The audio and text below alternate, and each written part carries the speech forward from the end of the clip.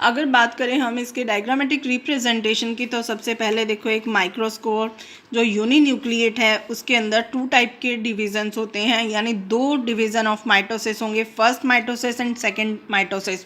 Mitosis अगर तुम्हें याद हो तो माइटोसिस में सेल्स 1 से 2, 2 से 4, 4 से 8 इस टाइप से सेल्स का फॉर्मेशन होना शुरू हो जाते हैं। अब सिंगल सेल डिवाइड हो गई 2 सेल्स के अंदर। अब ये 2 सेल्स में होती हैं, फर्स्ट वेजिटेटिव सेल्स और दूसरी होती हैं जर्मिनेटिंग सेल्स। वेजिटेटिव सेल्स क्या होती हैं, धीरे धीरे डिस्ट्रॉय होना शुरू हो जाती हैं और आगे की जो प्रोसीजर करती हैं उसको करने के लिए रिस्पॉन्सिबल कौन होती हैं, जनरेटिव सेल्स होती हैं। अब इन जनरेटिव सेल्स के अंदर दोबारा सेकेंड माइटोसिस होगा और ये क्या होंगी, 4 सेल्स के अंदर डिवाइड हो जाएंगी। ये दिखा रहे हैं कि ये 4 प्रोसीजर हैं, इस पाथवे से भी ये बनेगा, इससे भी, इससे भी, इससे भी। तो हो सकता है कि एक टाइम में ये प्रोसीजर काम कर रहा हो, एक टाइम में ये, एक टाइम में ये, एक टाइम में ये, ठीक है। तो सेपरेटली ये नहीं है कि चारों की चारों एक साथ चलेंगी, अलग अलग ये अपना फंक्शन करना शुरू करेंगे। लेकिन कहने का मतलब ये है कि चाहे प्रोसीजर किसी भी वे में हो, ये लास्ट फॉर्मेशन क्या करेंगे, pro embryonic of cell mass बना देंगे, ठीक है, यानी प्रो एम्ब्रियो का फॉर्मेशन करना शुरू कर देते हैं। अब इन प्रो एम्ब्रियो सेल के अंदर क्या होते हैं, पॉलन सेल्स का फॉर्मेशन होना शुरू हो जाती है, यानी पॉलन जो सेल्स हैं वो धीरे धीरे अनडिफ्रेंशिएटेड सेल्स के अंदर कन्फर्म हो जाती हैं और एक कैलस का फॉर्मेशन कर देती हैं। यहाँ पर कैलस वर्ड है, यानी अनडिफ्रेंशिएटेड सेल्स। अनडिफ्रेंशिएटेड सेल्स का मतलब कि उनके अंदर किसी टाइप का भी उनको उनका वर्क नहीं पता, उनको उनका फंक्शन नहीं पता कि उनको करना क्या है, बस वो एक ग्रोविंग सेल्स हैं, अपने साइज़ को लगातार इंक्रीज़ करती रहेंगी। लेकिन जैसे ही इस कैलस के अंदर ये कैलस फेज चल रही है, इस कैलस फेज में हम न्यूट्रिएंट मीडिया एंटर करते जाते हैं तो उनको पता चल जाता है कि अब उन्हें क्या फंक्शन करना है, उन्हें रूट डेवलप करवानी है, उन्हें शूट डेवलप करवानी है और धीरे धीरे क्या होता है, हैप्लॉइड प्लांट हमारे पास रीजनरेट हो जाता है, ये वाला प्रोसीजर।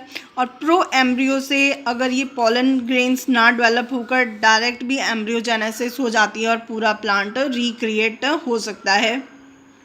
तो ये सारा का सारा क्या होता है कि एंथर के अंदर ही हम स्टडी कर सकते हैं। और ये अगर एंथर कल्चर आ जाता है एग्ज़ाम में तो इस डायग्राम को तुम शो कर सकते हो। इसके बाद जो आते हैं factors that affect in vitro androgenesis. First, physiological status of the donor plant, यानी जो भी डोनर प्लांट हमने लिया है, हमने कहा था कि जो भी प्लांट हम लेते हैं उसे सबसे पहले अच्छे से उसको ग्रो करवाना है। अच्छे से ग्रो करवाने का मतलब कि उसके अंदर फ्लावर या बड बिल्कुल कंप्लीट स्टेज में हो। अगर उसके अंदर ये कैरेक्टर अच्छे से जनरेट नहीं होंगे तो जो नया प्लांट बनेगा वो ढंग से नहीं बन पाएगा। इसलिए हमने सबसे फर्स्ट जो मेन इसका कैरेक्टर है कि डोनर प्लांट वेल कंडीशन में होना चाहिए। The physiological of the plant is affected by the age and condition in which it has grown in the characteristic of the donor plant affect the in vitro androgenesis. For example, the flower that blooms early have a better response to culturing than the flower that blooms at later stage. Okay. Stage of pollen development, जो pollen development होती है उसकी stage भी बहुत ज़्यादा depend करती है। The androgenic response of anther depends on the meiotic stage by the plant as well. For example, ये इधर माइक्रोस्कोप किसके ऊपर डिपेंड कर रहे हैं, ये एम्ब्रियोजेनेसिस कब बनेंगी, माइटोटिक माइटोसिस के ऊपर। जब उनके अंदर अगर complete mitosis first and second होगा तभी ये रीजनरेट होगा। अगर ये माइटोसिस करने में कंफर्ट नहीं होंगे या नहीं कर पाएंगे तो आगे की प्रोसीजर नहीं हो पाएगी।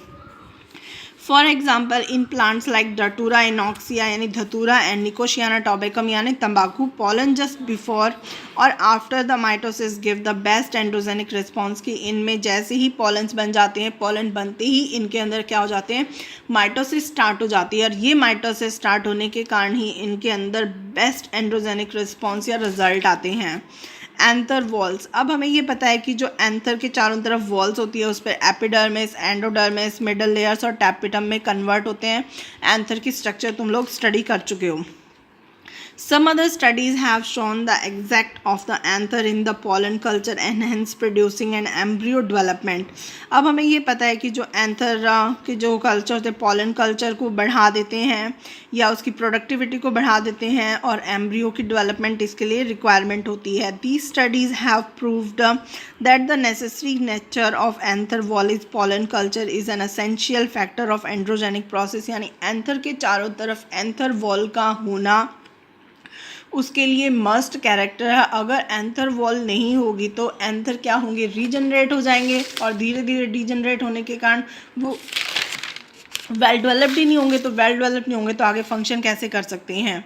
Gaseous environment, an elevated concentration of carbon dioxide in culture vessel has been observed in double and androgenic response. Some other chemicals such as silver nitrate and the N-prophysolate result in the promotion of pollen embryogenesis. Gaseous environment का मतलब ये है कि बच्चे जो हम nutrient media use कर रहे हैं, सबसे पहले तो हमने जो भी एपरेटस या यूज़ कर रहे हैं वो क्या होते हैं, क्लीन होने चाहिए।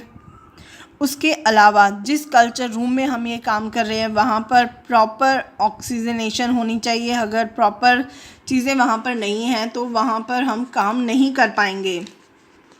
और जो केमिकल हम सबसे मस्ट वहाँ पर कह रहे हैं वहाँ है वो सिल्वर नाइट्रेट जो केमिकल है उसकी रिक्वायरमेंट सबसे ज़्यादा है। अगर ये केमिकल्स उसको उस कल्चर रूम में या कल्चर मीडिया को प्रोवाइड नहीं करवाए जाते तो वो कल्चर मीडिया क्या हो जाएगा, धीरे धीरे खराब होना शुरू हो जाएगा। कल्चर मीडिया को हम बिल्कुल प्रॉपर ढक के रखते हैं कि उसके अंदर किसी टाइप की कोई एयर ना पास आउट हो। क्यों नहीं, जैसे ही एयर पास आउट होगी वो कल्चर मीडिया के साथ क्या होगा, कंटामिनेशन आ जाएगा। कंटामिनेशन आने के कारण वो कल्चर मीडिया क्या हो जाएगा, ख़राब हो जाएगा।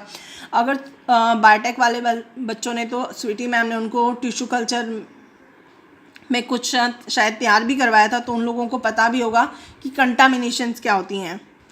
इसके बाद आ रही है culture density. Many students have shown that the minimum culture density of 3000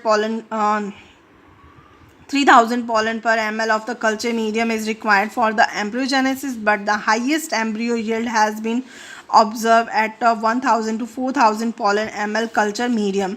यानी जो कल्चर डेंसिटी का होता है कि जो उसका सॉलिडनेस है प्रॉपर होनी चाहिए। पहले क्या होता था बेटा कि जो हम न्यूट्रिएंट मीडिया तैयार करते थे प्रॉपर मेजरिंग के साथ तैयार करते थे, लेकिन अब जो मार्केट में कल्चर मीडिया मिलता है वो हमें बिल्कुल प्रॉपर तैयार किया हुआ मिलता है। उससे हमें सिर्फ क्या करना है, उसमें मार्केट से लेके आए और उसे लैब में वाटर के अंदर सिर्फ डिज़ोल्व करना होता है। उसके अलावा हमारा कोई भी काम नहीं है, क्योंकि मार्केट वाले उसे क्या करते हैं, पूरा का पूरा जितने भी न्यूट्रिएंट मीडिया की वैल्यू होती है उसी के अकॉर्डिंग उसको तैयार करके रखते हैं। जौन सा भी कल्चर मीडिया हमें चाहिए हम वो लाकर ईजिली हमारा टिश्यू कल्चर की प्रोसीजर कर सकते हैं। Light, anther culture do not required light for growth. Anther culture के लिए लाइट की रिक्वायरमेंट नहीं रहती, ये बात हम लास्ट में कर सकते हैं। The light is essential after plantlets are formed, कि जब प्लांटलेट्स डेवलप होना शुरू हो जाते हैं तब लाइट की रिक्वायरमेंट होती है। इतने इस एंथर कल्चर में लाइट की कोई भी रिक्वायरमेंट नहीं होती है। कल्चर मीडिया की भी बहुत ज़्यादा रिक्वायरमेंट होती है या इफ़ेक्ट करता है। अगर कल्चर मीडिया प्रॉपर वे में नहीं है या उसके अंदर न्यूट्रिएंट मीडिया जो डाले गए हैं अगर उसके अंदर ऑक्सीजन प्रॉपर नहीं है या फिर उसके अंदर साइटोकाइनिन प्रॉपर नहीं है तो उसके अंदर ना रूटिंग होगी ना शूटिंग होगी, तो एंथर से पूरा हॉल प्लांट रीजनरेट नहीं हो पाएगा। होपफुली तुम लोगों को एंथर कल्चर समझ में आ गया हो। 3 टॉपिक्स हमारे हो चुके हैं। अगर इन टॉपिक्स में फिर भी तुम्हें कोई प्रॉब्लम है तो कोई भी मुझसे कभी भी पूछ सकते हो। ओके।